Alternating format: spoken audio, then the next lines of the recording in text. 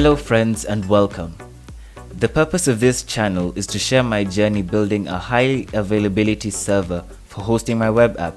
It's a concept that can really be used for any type of online service.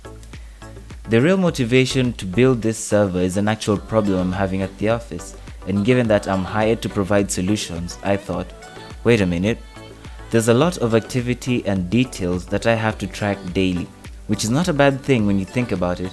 It is part of work, but when you have other things that you're working on, it doesn't take long to realize that you forgot that other thing over there, and this happens at times in the middle of the night.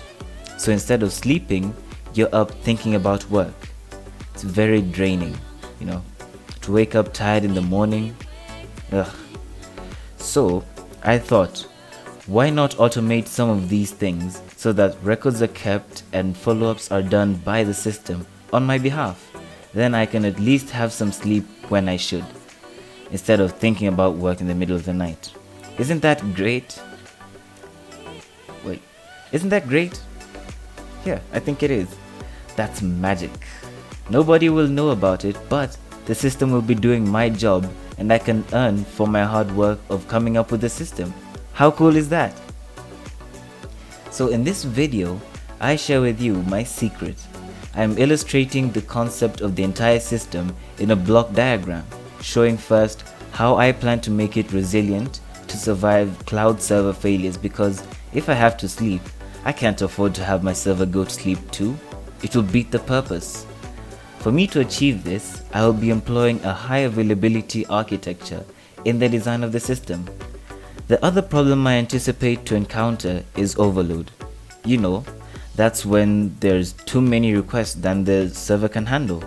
And that can give me a headache, and I don't like headaches.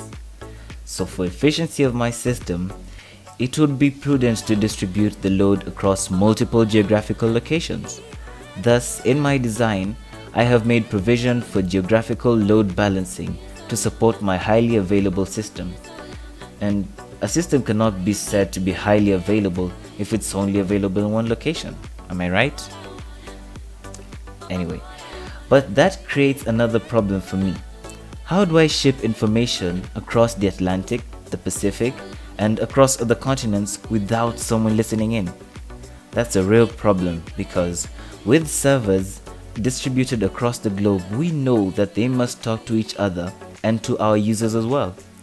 But we don't want people listening in on our conversations. So what we need to do is to secure our data in transit, but thank God I don't have to invent a solution for this. There's already one out there. We shall need to encrypt our server's communications using SSL. We showed this on the block diagram as well, and there's still much more security that we shall put in place, like a firewall, data encryption at rest, etc. But these and finer details we shall be sharing in our follow-up videos. That is why you need to subscribe. Well, at least if you want to follow what we're doing here. We also encourage you to hit the notification bell so that you get notified when we have uploaded new videos. And by the end of this series, we plan to have implemented a fully functional application using Nginx, PHP, MariaDB or MySQL, ChorusSync, PCS, Pacemaker, and Docker, just to mention a few, all running on Ubuntu. So join us in making this a reality. Also, be sure to leave us a comment on how you'd like us to make it better, or if there's an easier, better way to do it, feel free to tell us. Otherwise, we value your support, and if you'd like to go a step further in helping us, use the link below to rent a server on Voltra and support us to keep making these videos. That's it from us, and we'll see you next time.